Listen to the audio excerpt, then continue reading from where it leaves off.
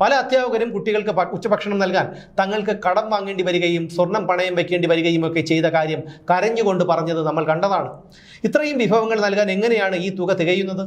ഈ തീ പിടിച്ച വിലക്കയറ്റം മാത്രമല്ല, സാധനങ്ങൾ സ്കൂളിൽ എത്തിക്കാനുള്ള ട്രാൻസ്പോർട്ടേഷൻ ചാർജും അധ്യാപകർ തന്നെ വഹിക്കണം. അത് സർക്കാർ നൽകില്ല. പദ്ധതികൾ പ്രഖ്യാപിച്ച് നേട്ടം കൊയ്യുന്നത് രാഷ്ട്രീയക്കാർ മാത്രമാണ്. അതിന് ഇടതെന്നോ വലതെന്നോ മറ്റേതെങ്കിലും രാഷ്ട്രീയ പാർട്ടിയെന്നോ ഭേദമില്ല. മുമ്പൊക്കെ കഞ്ഞിയും പയറുമായിരുന്നു. ഇന്ന് കാലം മാറി. കുട്ടികൾക്ക് ഏതൊക്കെ വിഭവങ്ങൾ അടങ്ങിയ ഭക്ഷണം കൊടുത്താലും സന്തോഷമേ ഉള്ളൂ. പക്ഷേ അതിന് പര്യാപ്തമായ പണം കൂടി കൊടുക്കണം. മാസശമ്പളം വാങ്ങുന്ന അധ്യാപകർക്ക് അവരുടെ വീട്ടുചെലവ്, കുട്ടികളുടെ പഠിത്തം, വീടിനോ വാഹനത്തിനോ വായ്പയുണ്ടെങ്കിൽ അതിൻ്റെ അടവ്, യാത്രാക്കൂലി, മറ്റ് സ്വകാര്യ ചെലവുകൾ, ഇങ്ങനെ 100 കൂട്ടം ചെലവുകളുണ്ട്. ഇതിനിടയിൽ ഉച്ചഭക്ഷണത്തിന്റെ പണം കൂടി അധ്യാപകർ കണ്ടെത്തണമെന്ന് പറയുന്നത് ന്യായമല്ല. ശിവൻകുട്ടി പറയുന്നത് ഭക്ഷണം കൊടുത്തത് കൊണ്ടോ കടം വാങ്ങിയത് കൊണ്ടോ ആരും ദരിദ്രരാകില്ല എന്നാണ്. മന്ത്രിയുടെ ഈ പ്രഖ്യാപനം കേൾക്കുമ്പോൾ കുറെ അധ്യാപകർക്കെങ്കിലും ഉറപ്പായും തോന്നും, ഇത്രയും കഷ്ടപ്പെട്ട് പഠിച്ച് പരീക്ഷ എഴുതി കിട്ടിയ ജോലിയേക്കാൾ ഭേദം ഏതെങ്കിലും മന്ത്രിമാരുടെ പേഴ്സണൽ സ്റ്റാഫുകളാകുന്നതായിരുന്നു നല്ലതെന്ന്.